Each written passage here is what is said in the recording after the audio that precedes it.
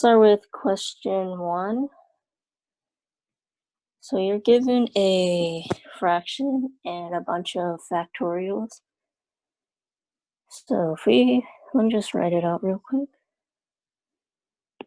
Okay. So 6 factorial over 5 factorial plus 4 factorial. Now, if we expand the numerator to be 6 times 5 times 4 factorial, yeah, these two are equal. And if we expand the denominator to be 5 times 4 factorial plus 4 factorial, do recall that 6 factorial is just equal to 6 times 5 times 4 times 3 times 2 times 1. And 5 factorial is just 5 times 4 times 3 times 2 times 1. So now if we look at this equation, we can see that we can actually cross out, we can get rid of the 4 factorial. So that will make our life easier. And also we can actually get rid of the 5 too. So basically we just solved the entire problem. So your answer is just 6.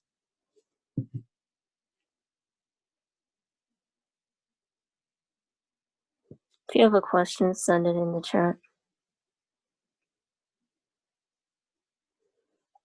Eric, I think you're confused, are you now? Here. Let me just, I'll come back to it. Oh yeah, okay. Okay, that's fine. I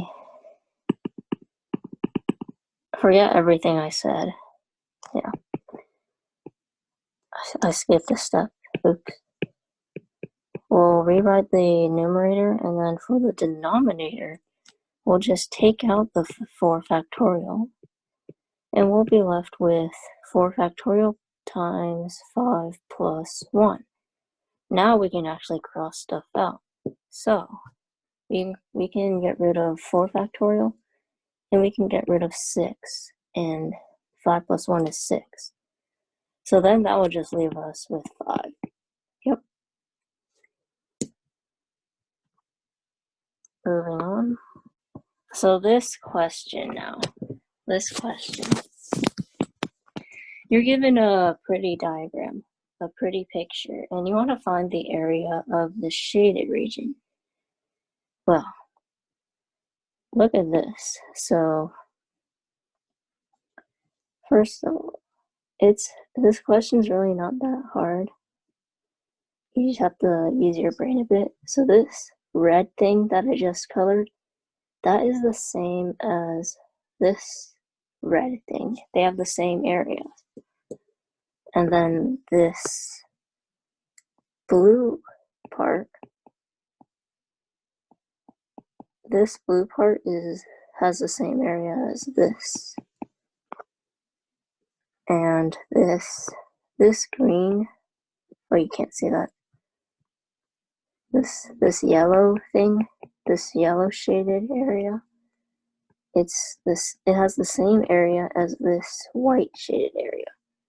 So basically, the entire shaded region is just 1/2 of this circle. So now we just need to know the radius of the circle. So the radius of the circle is just 6, since all of these dots are evenly spaced out 2 units apart. So your radius is 6. And we just have to find the area of the shaded region, which is 1/2 of a circle, so 1/2 times 6 squared times pi, that simplifies to 18 pi, and that is your answer.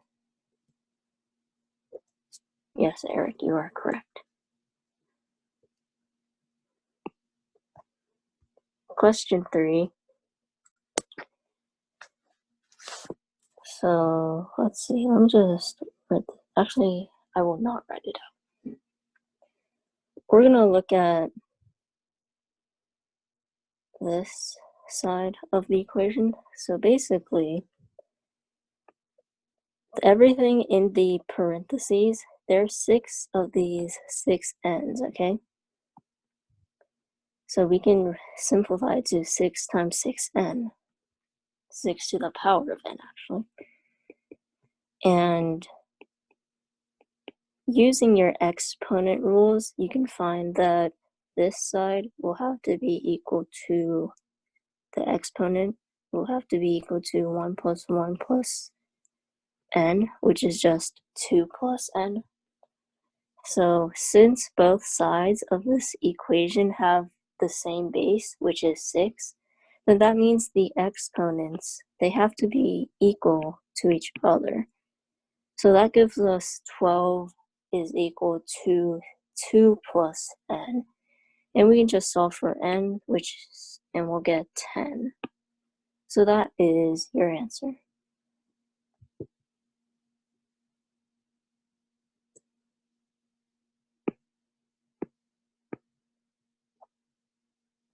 Question 4. Jeremy's father is driving him to school in rush hour traffic. Okay, so let's just first let D be, let's name some variables first. So let's let D be the distance to school. And then let's let V be the speed his dad drives during rush hour.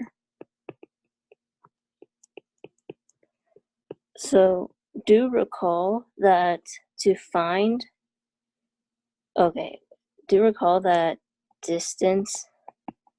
divided by speed is equal to time. So that will be our basis to solve this question. So using this statement right here, this first sentence, we can write out an equation for it. So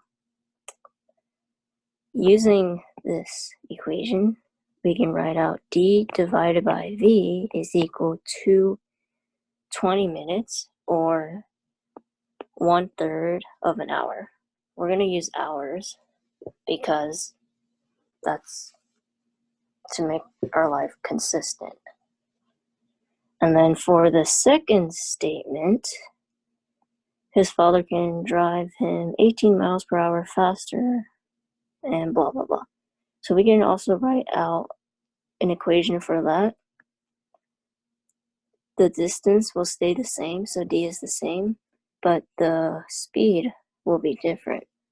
We're going to have to add 18 to the bottom, to the denominator, and that will be equal to 12 minutes or 1/5 of an hour.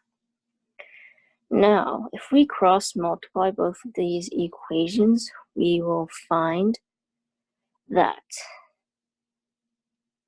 D is equal to 1/3 V, and D is also equal to 1/5 V plus 12 over 5. I mean, is it 12? Yeah. No, 18 over 5, sorry. So, since you have two D's, you can set both of these equations equal to each other to get 1/3 V is equal to 1/5 V plus 18 over 5. And now we just have to solve for V. And you'll find that V is 27. I just skipped a few steps, but yeah. And now that we know what V is, we know that we can find D because we can just plug it right back into this equation. So D will be equal to 1/3 times 27, and that will give us 9. So 9 miles, that is your answer.